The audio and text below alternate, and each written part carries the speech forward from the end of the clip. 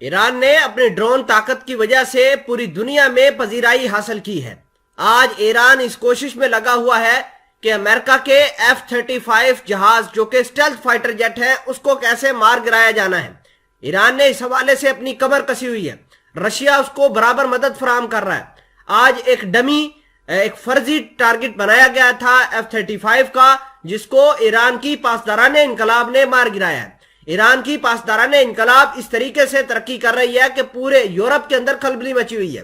اسی وجہ سے یورپی یونین نے ایران کی پاسداران انقلاب کو ٹیرر لسٹ کے اندر شامل کر لیا ہے۔ ناظرین اکرامی، اس کے علاوہ بہت سارے عرب ملک بھی چاہتے تھے کہ ایران کی جو پاسداران انقلاب ہے اس کے اوپر کڑی سے کڑی پابندیاں لگائی جائیں، جس میں سعودی عربیہ، متحدہ عرب امارات شامل ہیں۔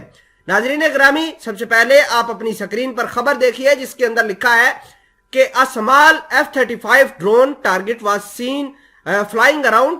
It was used for target practice in previous IRGC besiege exercises. یہ دیکھیے کہ ایران کی جو پاسداران انقلاب ہے وہ جو بھی ملٹری ڈرل کرتی ہے اس کے اندر امریکہ کے ٹارگٹ بھی رکھتی ہے فرضی، اور اسرائیل کے ٹارگٹ بھی رکھتی ہے، اور جس کو لے کر پھر ایران والے حملے کرتے ہیں۔ ایران والے اپنی کیپیسٹیز چیک کرتے ہیں، جس کی وجہ سے امریکہ اور اسرائیل کافی پریشان ہیں۔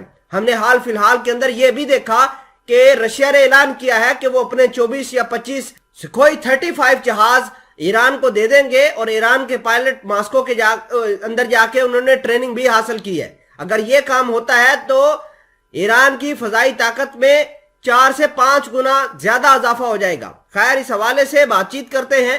چھوٹی سی گزارش ہے کہ آپ ہمارا یوٹیوب چینل حسنات ٹی وی کو سبسکرائب کر کے پاس موجود گھنٹی کے نشان کو دبا لیں تاکہ لیٹسٹ نیوز آپ تک بر وقت پہنچتی رہے۔ ہم نے یہ دیکھا کہ ایران کے پاس جتنے بھی ہتھیار ہیں وہ یا تو اسرائیل کے کمپوننٹس اس کے اندر استعمال ہوتے ہیں یا پھر یورپ کے کمپوننٹ استعمال ہوتے ہیں۔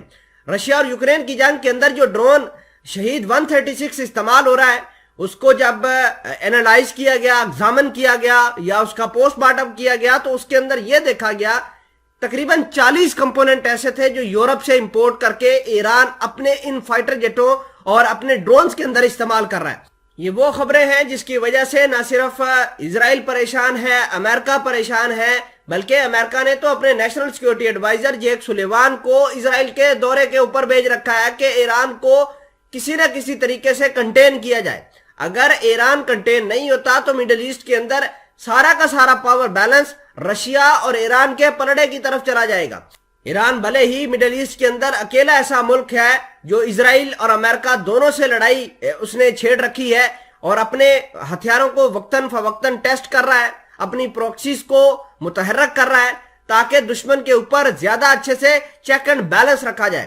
ناظرین اکرامی، ایران کی IRGC نے حال فی الحال کے اندر جس طریقے سے امریکہ کے بیسس کے اوپر جو احتجاج جاری تھے ایران کے اندر ان کو روکا، اور یہ چیز انپریسیڈنٹڈ ہے، یہ واٹر مارکنگ ہے جس کی وجہ سے اسرائیل کے سارے خواب چکنا چور ہو گئے ہیں۔